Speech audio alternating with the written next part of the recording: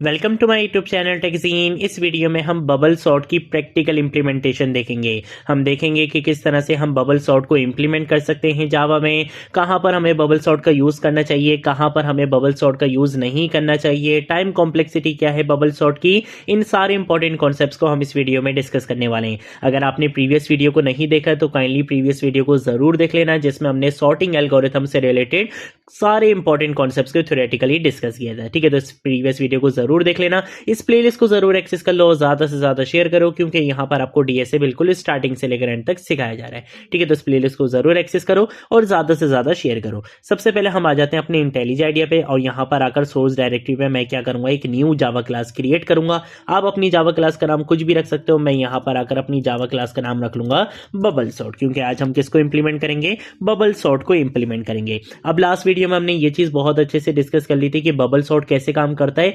Bubble sort basically दो adjacent elements के ऊपर काम करता है। बबल सॉर्ट देखता है कि भाई दो वैल्यूज को मैं कंपेयर करूंगा, जो दो वैल्यूज में से छोटी वैल्यू होगी वो हमारी लेफ्ट साइड पे आ जाएगी, जो बड़ी वैल्यू होगी वो राइट साइड पे आ जाएगी। इस तरह से ये सॉर्टिंग करता रहता है, और जब तक आपकी लिस्ट के सारे एलिमेंट सॉर्टेड नहीं हो जाते, आपका सारा डेटा सॉर्ट नहीं हो जाता, तब तक ये स्टेप चलता रहता है। ठीक है, अगर हम इसकी प्रैक्टिकल एग्जांपल पर आए तो लेट्स सपोज हमारे पास ये एक एरे है, जिसके अंदर आप समझ लो कि हमारे पास स्टूडेंट्स की हाइट है यहाँ पे सेंटीमीटर में। ठीक है, अब बबल सॉर्ट कैसे काम करेगा, bubble sort first to values को लेगा और देखेगा कि इन दोनों में से छोटी कौन सी है। अगर लेफ्ट वाली वैल्यू छोटी होगी राइट वाली वैल्यू से, तो यहाँ पे स्वाइपिंग हो जाएगी। इसका मतलब है कि राइट वाली वैल्यू लेफ्ट पर आ जाएगी और लेफ्ट वाली वैल्यू राइट पे चलेगी, क्योंकि जो वैल्यू बड़ी होगी वो हमेशा राइट साइड पे जाएगी, जो वैल्यू छोटी होगी वो लेफ्ट साइड पे स्वाइप हो जाएगी। फिर ये नेक्स्ट टू वैल्यूज को कंपेयर करेगा, फिर ये नेक्स्ट टू वैल्यूज को कंपेयर करेगा। इस तरह से कंपेयर करते करते, स्वाइपिंग करते करते, जितनी आपकी छोटी वैल्यूज होंगी वो लेफ्ट साइड पे चली जाएंगी और जो बड़ी वैल्यूज होंगी वो राइट साइड पे चलेंगी। तो ऑटोमेटिकली आपका जो एरे होगा वो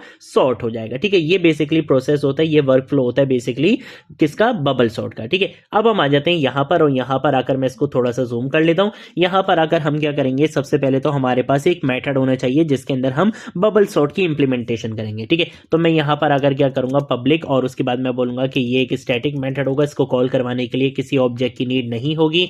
यहां पर अगर मैं बोलूंगा कि ये मेथड आपको कुछ भी रिटर्न नहीं करेगा, इसलिए इसकी रिटर्न टाइप है वॉइड, और हम यहां पे आके इस मेथड का नाम रख लेते हैं बबल सॉर्ट। ठीक है, अब ऑब्वियसली सॉर्टिंग करनी किसके ऊपर है, एक एरे के ऊपर करनी है, तो हम इस मेथड को क्या पास करेंगे, एक एरे पास करेंगे। तो मैंने बोला कि वो उस एरे की जो डेटा टाइप होगी वो इंटीजर होगी, और उस एरे का नाम मैंने यहां पे आके रख लिया हाइट्स रख लिया। ठीक है, ये मेरे पैरामीटर का नाम है। ठीक है, अब मैं यहां पर आकर बोलूंगा कि सबसे पहले तो हमें क्या करना है, अपने एरे की हाइट कैलकुलेट करनी है। तो हाइट कैलकुलेट करने के लिए हम बोलेंगे कि भाई जो भी एरे आपको रिसीव हुए उसकी आप यहां पे क्या कर लो, लेंथ कैलकुलेट करके इसको असाइन करवा दो। तो एन के अंदर क्या आ जाएगा, जो भी एरे हम सॉर्ट करवाना चाहते हैं उसकी बेसिकली लेंथ, यानी कि उसके अंदर कितने एलिमेंट्स हैं वो आपको एन के अंदर मिल जाएगा। ठीक है, अब हम यहां पे आके बेसिकली बबल सॉर्ट का एक्चुअल लॉजिक लिखने वाले हैं। अब वो क्या है, सबसे पहले तो हमारे पास एक लूप होगा, तो मैंने यहां पे आके फॉर लूप का यूज करा। मैंने यहां पे आके बोला इंट आई इक्वल टू 0, आई की वैल्यू 0 से स्टार्ट होगी, जाएगी कहां तक, आई की वैल्यू जाएगी एन से एक कम तक। ठीक है, तो मैंने यहां पे लिख दिया n-1।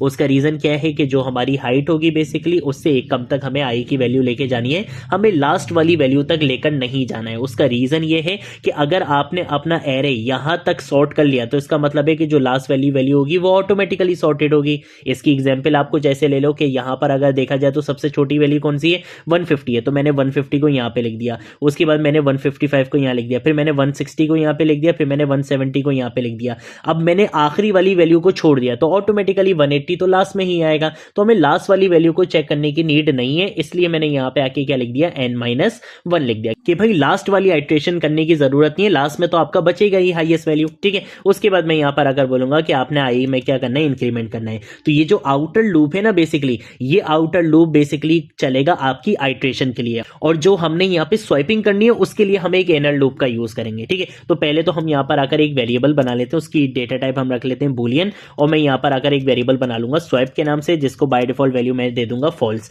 कि जब भी स्वाइपिंग होगी तब इसकी वैल्यू हम क्या कर देंगे, ट्रू कर देंगे। इससे हमें यह पता चलेगा कि किस आइट्रेशन में स्वाइपिंग हुई है और किस आइट्रेशन में स्वाइपिंग नहीं हुई, ऑलरेडी सॉर्टेड था वहां पे मामला। ठीक है, तो हम यहां पर आएंगे, यहां पर आकर हम क्या करेंगे, एक और इनर लूप फॉर लूप लगाएंगे। यहां पर आकर मैं बोलूंगा इंट j इक्वल टू 0। ठीक है, तो हम यहां पे आके यूज करेंगे j इक्वल टू 0 का। उसके बाद मैं बोलूंगा कि j की वैल्यू क्या रहेगी, n-1 तो रहेगी, लेकिन इसके साथ साथ हम यहां पर आकर एक और चीज लिखेंगे और वो होगी -i। अब -i क्यों करना है, क्योंकि जब जब हम एक आइट्रेशन कर लेंगे इसका मतलब है कि एक हम यहाँ पे सॉर्टिंग कर चुके हैं। तो हम जिस आइट्रेशन की सॉर्टिंग को कर चुके होंगे नेक्स्ट टाइम में हम उसको स्किप कर देंगे। जैसे लेट सपोज अगर मैं यहाँ पर आता हूँ, यहाँ पर आकर मैंने बोला कि ये जो फर्स्ट आइट्रेशन में मैंने इन दोनों नंबर्स को क्या कर दिया, स्वैप कर दिया। तो अब जब नेक्स्ट टाइम में मैं आइट्रेशन करूंगा तो मुझे इस वाली चीज को चेक करने की जरूरत नहीं है, क्योंकि ये ऑलरेडी क्या है, सॉर्टेड है। तो इसलिए हम हमेशा क्या करेंगे, ये जो आई वाला होगा जो हमारी बेसिकली आइट्रेशन है, हम उसको भी यहाँ पे माइनस करवाते रहेंगे। तो इससे क्या होगा कि जो पार्ट आपका ऑलरेडी सॉर्टेड होगा उसको हम बार बार से चेक नहीं करेंगे। इससे बेसिकली आपके इस एल्गोरिथम की परफॉर्मेंस ऑप्टिमाइज होती है कि जो चीज ऑलरेडी सॉर्टेड है आप उसको बार बार चेक नहीं कर रहे। ठीक है, देन उसके बाद मैं यहाँ पर आकर जे में क्या करवा दूंगा, इंक्रीमेंट करवा दूंगा।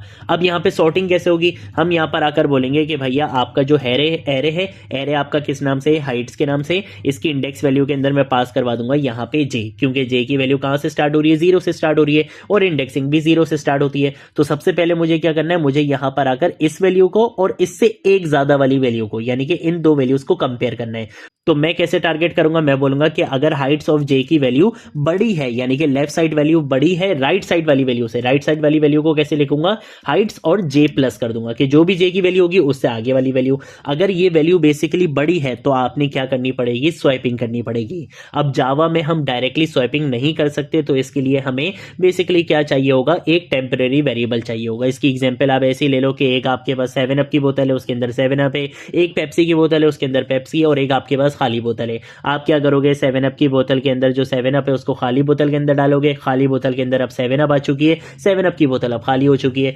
पेप्सी वाली बोतल के अंदर जो पेप्सी थी उसको अब आपने 7 अप वाली बोतल के अंदर डाल दिया, तो 7 अप वाली बोतल के अंदर अब क्या आ चुका है, पेप्सी आ चुका है, खाली बोतल के अंदर 7 अप है और पेप्सी वाली बोतल अब खाली है। अब वो जो खाली बोतल के अंदर 7 अप थी वो आप किसके अंदर डाल दोगे, पेप्सी वाली बोतल में डाल दोगे, तो ये आपकी स्वैपिंग हो गई और जो आपकी टेम्परेरी बोतल थी वो ऑटोमेटिकली खाली हो जाएगी। ठीक है, तो यही काम हमने यहाँ पे भी करना है। मैं यहाँ पर आकर क्या बोलूंगा, एक टेम्परेरी वेरिएबल बनाओ और जो हमारी फर्स्ट वैल्यू है हाइट्स ऑफ जे, इसको हम क्या करवा देंगे, टेम्परेरी वाले वेरिएबल में स्टोर करवा देंगे।